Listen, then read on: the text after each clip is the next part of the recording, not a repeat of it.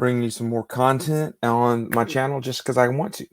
Guys, this is the back 9 from CBSI. This is the top 10 undervalued indie back issues. These are some great 80s era copper age. Guys, we set the requirements. We didn't want to cover once image started. We do everything pre-image. So let's look at the top 10 undervalued indie back issues, vintage. So let's jump in here. First one we have here, this is Megaton number 3. Megaton number 3 is Savage Dragon's first appearance. Yes, I know he's an image, mainly an image character, but he was actually created before by Erik Larsen. And Megaton 3 is where you first see Savage Dragon. So here's your little cover image of that, and it's definitely worth picking up. John Z is the one who drops him. He's very high on Savage Dragon, and what he says is the first appearance in a comic book and a super undervalued one, in my opinion. The Savage Dragon property does not need option news to be a good investment. A whisper of concrete option news and all good issues explode. Guys, they just hit 250 not too long ago. I think they're at 253. So there's tons of issues, and there's tons of underprinted issues, low prints that are hard to find. And so just like you chase down Spawn for the past 3 years, chasing down image books for Savage Dragon might be something to do. But here's his first appearance. This and Graphic Fantasy are ones definitely to look out for. Next book we have his Dark Horse Presents number 10. This is the first appearance of Mask, which initially is spelled M-A-S-Q-U-E, but is also a mask. And near mint copies average around $50, which is way too low for what ended up being a classic 90s Jim Carrey character. Jim Carrey has been on a rebirth, so to speak, going back and reviving his classic franchises. Recently, it was confirmed that Ace Ventura 3 is in the works. I wouldn't be surprised if Mask 2, let's just forget about Son of Mask because that was terrible, becomes an option in his net pet projects. That's from Josiah Ocampo, who does our tinfoil spec. So once again, this is a book, and I see this book in dollar bins, guys. Now, near mint copies go for $50, but you do see this book, and it is one to pick up. It's the first appearance of Mask. You see him right there. He's of the 3 little pictures. He's the top picture that eventually became Jim Carrey's and Mask character. So it's definitely something to look out for and see about picking up. Next, we have Creatures of the Id. This is the first appearance of Madman. Madman just recently popped into the crossover Donny Cates thing, but he's a character that not too long ago started having some people getting excited about him. But this is what Jason Shaw says. I still see them from time to time when we got him in crossover spec right now. He's been rumored for a long time now for live action, an extremely popular comic book character in the 80s. Let's just make it happen, Hollywood. So Jason Shaw is all in. This is a great cover. This is not the Madman I'm used to seeing. I'm used to seeing Mike Allred's sort of crazy, which he created this character too. Or this is his work. But the sort of silliness that was on the Silver Surfer and different things like that. But this is his first appearance. Predator. Marvel has the rights to Predator, guys. So Valiant says the first appearance of Predator, the new franchise owner Disney, will have a new movie on the way and will be spearheaded from the 10 Cloverfield Lane director. New comics from Marvel have tons of nostalgia appeal and great covers. If the new series is any good and the movie works out, I think a lot of people will feel the need to grab up some of these back issues. The only downside is Predator is not exactly a single character. There's no like Predator A, Predator B, or anything like that. It's sort of like Alien spec. It's that weird, yes, but we don't have a first appearance to say. They're bad guys in most cases. Though Predator has sort of this anti-hero sometimes, it's depending on who's the main, if he good guy or bad guy in some of his books. But this is the first appearance. Guys, these are harder and harder to find. So if you have one, hold on to it, get it graded if it's good quality. But yeah, there's, especially if a new Predator movie, the way the comic book market's going, it could be worth seeing about. Next one here is Star Slayer 10, first appearance of Grimjack. Guys, this is a character no one cared about. And then Peter Renner brings it up. Not sure if the Russo brothers are still adapting him, but it's still underpriced. When the news first was mentioned of Grimjack, prices popped like crazy. Mentioned Warp 5, number 5 is also as a cameo of Grimjack.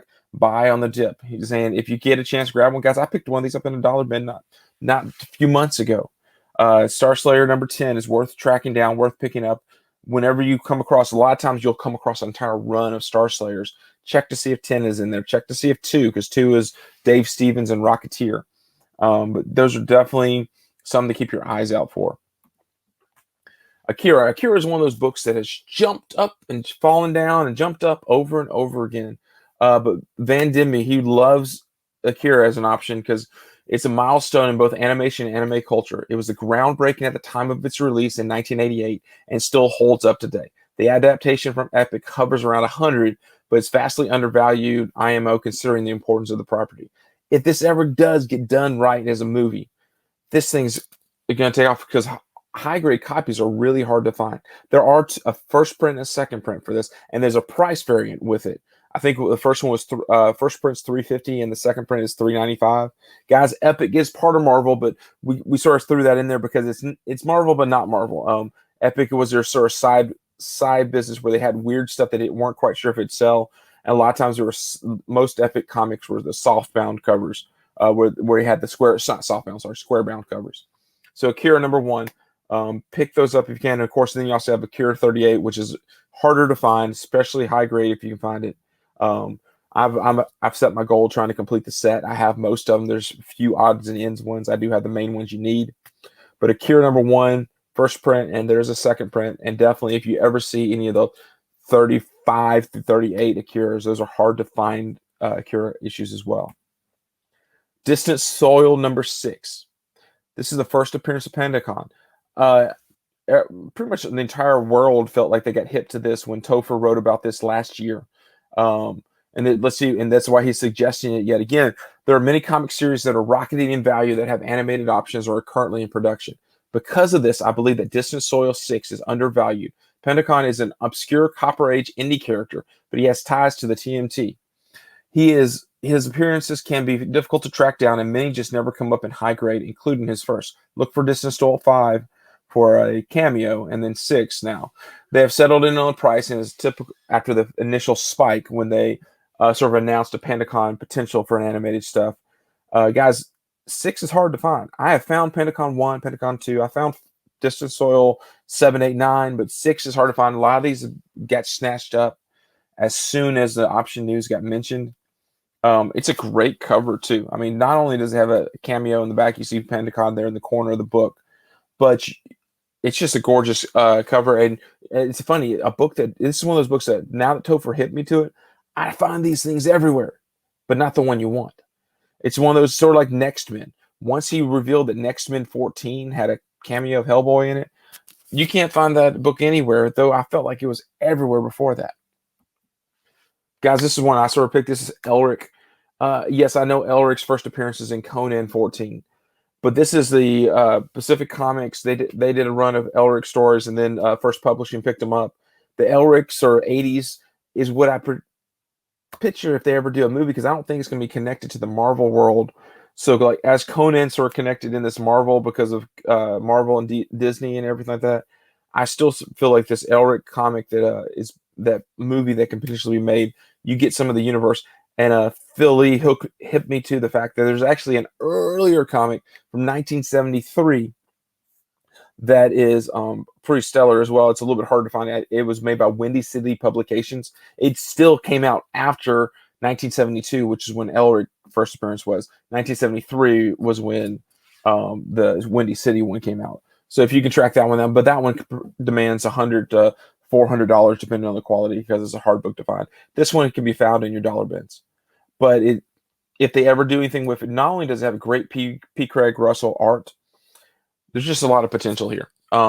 These are all written by Roy Thomas, P. Craig Russell, and Michael T. Gilbert. They worked together on it, so it's sort of a good little series. And then the other two miniseries that were with this as well are worth checking out. Then we have Spicy Tales. This is number Spicy Tales 11. And Ben Stein points this out. This is, even though they sell for around $100 raw, I still think they're based on condition and rarity. Bruce Timm's Spicy Tales 11 and then Out of This World 1 are undervalued. These are brutally hard to find for a late 80s book. So this is Spicy Tales. This is Bruce Timm. Anytime you can find a Bruce Timm cover that is not Batman Adventures, pick them up because I feel like they're always the same girl. Like you look here, this is the Out of This World, almost the exact same Same cover, same girl, same face. Same face as Harley. But man, just like Dave Stevens covers, just like some early Adam Hughes covers, people collect them and people want them. So tracking these down, if you see them, pick them up. These are definitely hard to find in high grade. Mike Morello loves Primer. He loves Grindel's first appearance. This is Primer number 2. What he says is Grindel is criminally undervalued when compared to his popular contemporaries like TMNT, Usagi, Jimbo, Crow, Bones, Cerebrus, and the like. So he's high on this one. And he does bring up, I mean, some of them, yes, some of these ones that he mentions have option news, have TV news. Grindel's just another one of those characters that some people just love, and Grindel is still up in the mid 2000s, still had comics that came out with featuring him. So there is a lot of potential there. If you can find a first appearance, which I mean, I think these have been snatched up. So it's all about what you consider undervalued. If paying $300 is undervalued because you think it should be $600, then go for it. If paying $300, like in my mind, that's way too much money to spend on any book. So, for any book as a hope that it goes up even higher. This is not a book for me, but this is a hard to find book. And if you do find it, hold on to it. If you do find it for under 100, hold on to it. But I'm not about to drop the 200 and 300 that I see a lot of times just going for. Then finally, Ben C. in his honorable mention, he brings up Albedo, Usagi Jimbos. These are his second and third appearance. This is issue 4. This is the second cover. And what he says is, and he wrote about this guy back in the summer. And he just went and cut and pasted what he had done before. Usagi Yojimbo is a powerhouse character, and we know Albedo too, which sports his first appearance, is white hot and somehow still gaining heat. It's one of those books that is in the couple grand level right now. But yes, issue 3 is a less than great cover, but the back sports the superb full splash page. So on the back, you get this. This is the back of issue 3. The front of issue 3, but the back of issue 3, you do get it. So if you get one of those clear backing boards or even turn the book around, you do get your Usagi Jimbo. And then 4 is technically the first cover. So there's the first cover.